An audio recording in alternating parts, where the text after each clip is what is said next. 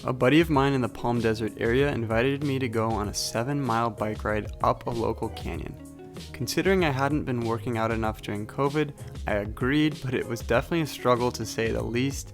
After the ride though, we got down to business and drove over to Agua Caliente and hopped on all the No Limit Hold'em boards. Surprisingly, it only took us around 30 minutes to get called for the 1:30 game, but we were still on the board for the 2-5. We got ourselves a sponsor, you guys, so unless you guys were just born yesterday, you probably have heard of Raid Shadow Legends. If you're into dark fantasy, game theory, optimal role-playing games, Raid is the game for you. Psych! Who plays GTO?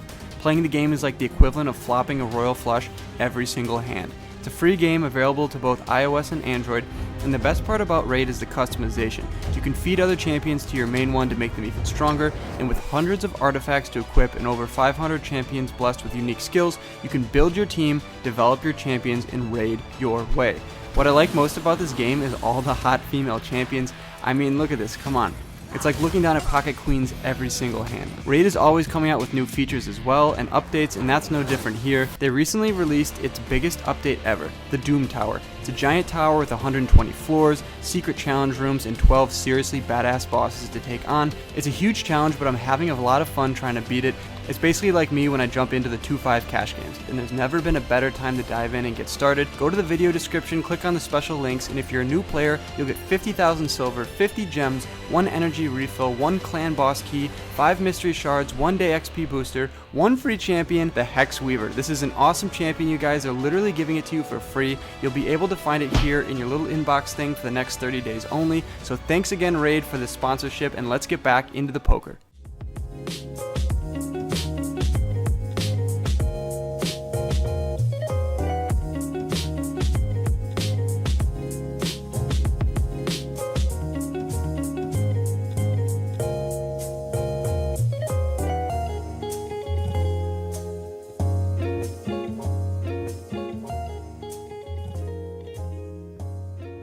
We're in for 300. In the first hand of the night, we look down at King 10 of spades from the under the gun position.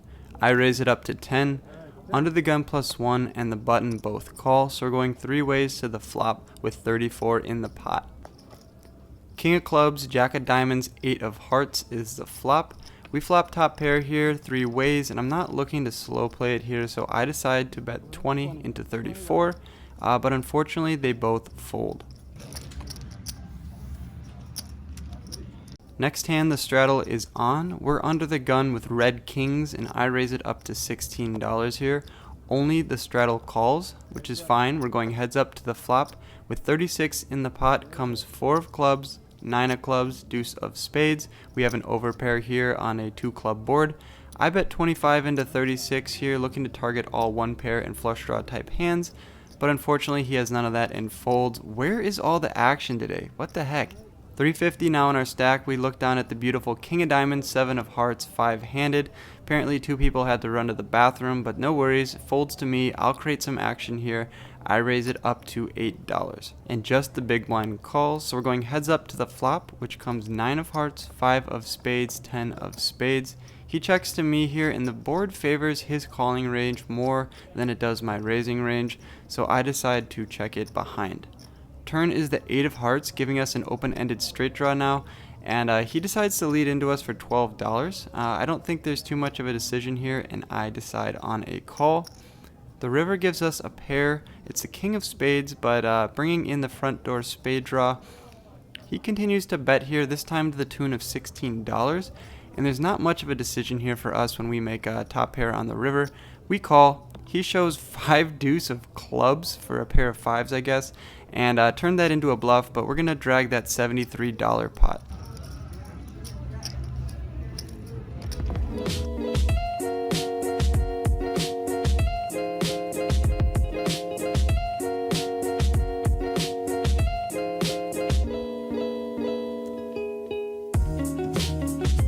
$380 now in our stack. We look down at King 10 of diamonds from the button. Middle position limps, cutoff raises to 8, and I definitely should be folding here a lot of the time, but I have a feeling that it's going multi-ways, and I just can't resist putting in the call, so that's what I do, and sure enough, the big blind and the limper both call as well.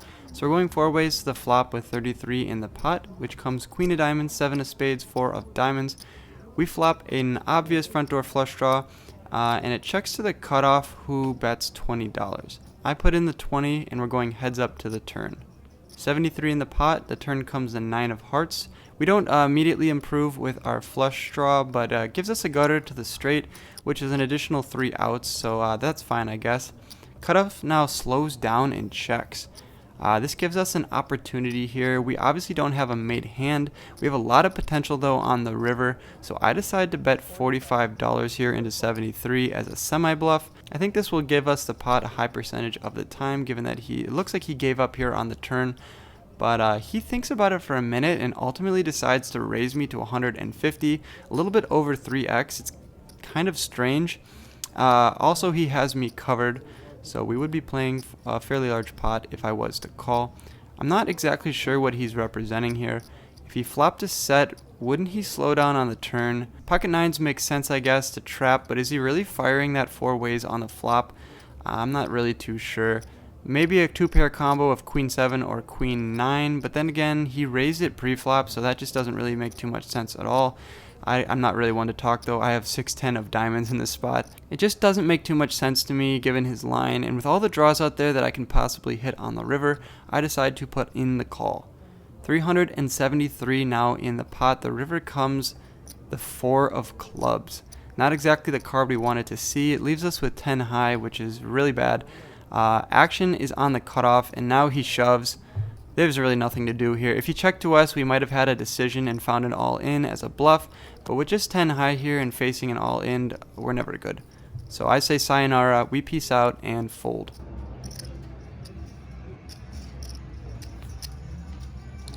We rebuy for $120 to top back up to around $300 in our stack. We look down at pocket 5s from the big blind. Under the gun +1 limps, button limps, and I raise it up to $8 here, just trying to build a pot in case we flop a set. Both of them call, so we're going 3 ways to the flop, which comes ace, jack, 9, 2 hearts. Pretty wet board, but it definitely favors my raising range over their calling range, considering none of them 3-bet me pre, so I decided to bet $9 here, around a third of the pot. Under the gun +1 folds, and the button calls, so we're going heads up to the turn with 43 in the pot. Comes the king of diamonds.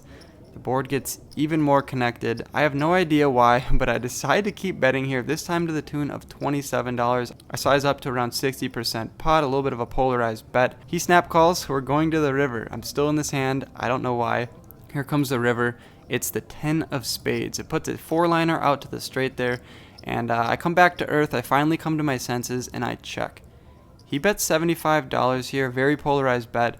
And we make the easy fold here. The board is way too connected for us to call here with pocket 5s. Unfortunately, not before lighting $45 on fire.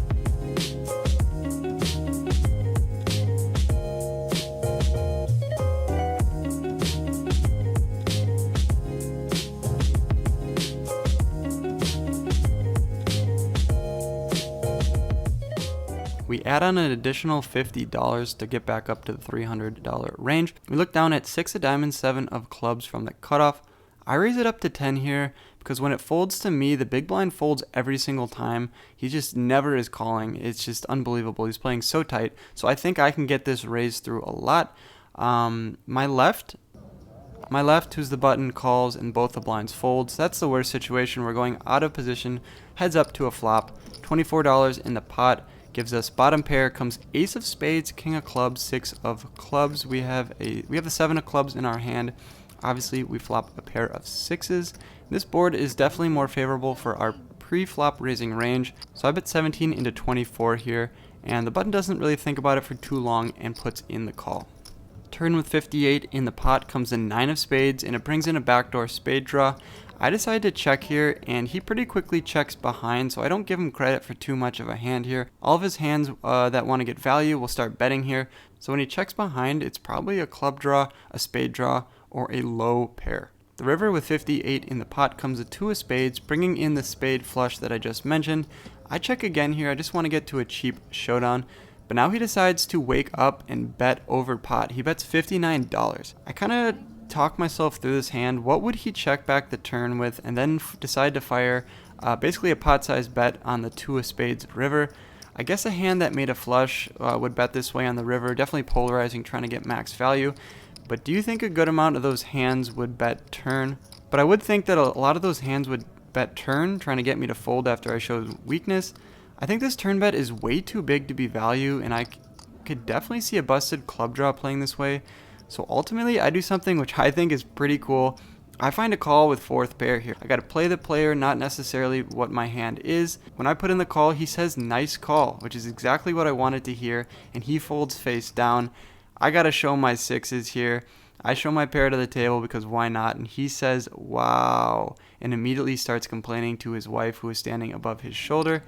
The table looks shocked that I would play this way, but we're going to drag that $176 pot with fourth pair, and we proved to the table that we came to play.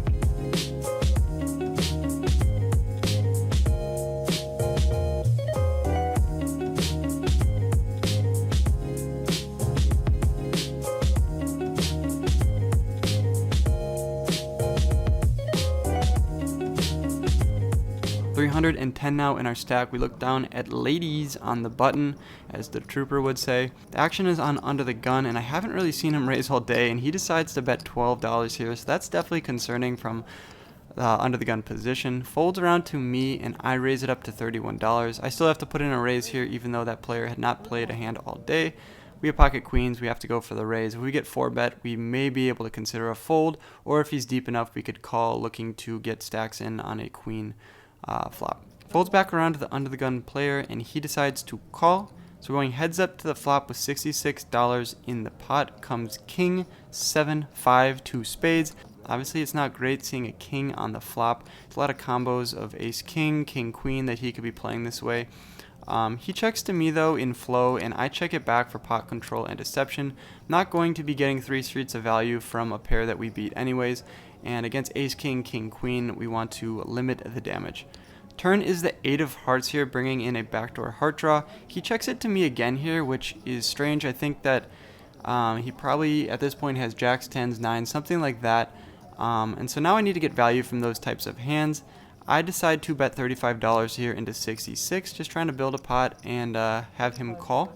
He decides though that that price is not high enough for him, and check raises me to $110. People just don't do this here at Agua Caliente unless they have a really good hand, like 95% of the time, especially against a player that has not been playing many hands. I don't expect him to be check raise bluffing here at all, so not really much of a decision here against a straightforward player, so I pretty quickly put in the fold. Last hand of the night, and it's definitely an interesting one, so you're going to want to buckle up. $300 in our stack. We look down at jack 10 of spades from the big blind. The straddle's on, the button calls, and I'm going to spice it up here to the tune of $25.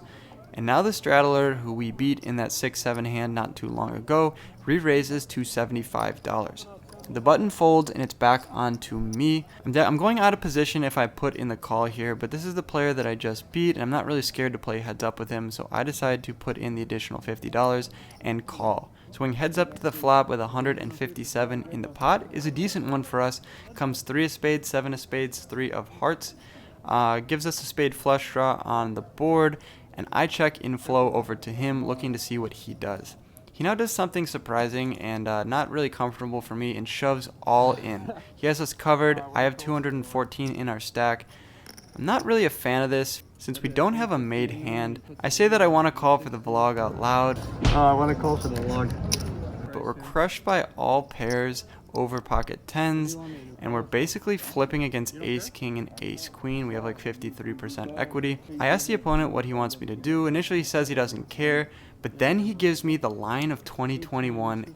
Are you guys ready for it? This is what he tells me. You go, you see my hand. You don't call, you don't see nothing. If you call, you see my hand. If you don't call, you don't see nothing. That line really spoke to me there, but I just don't love this spot enough for me to make the call, so I put in the nitty fold.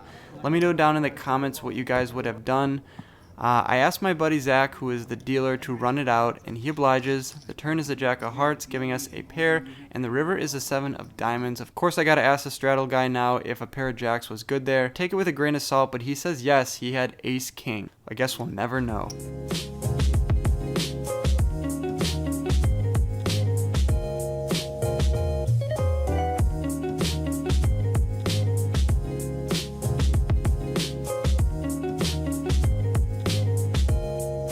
That's it for us. We rack up our chips and head to the cage.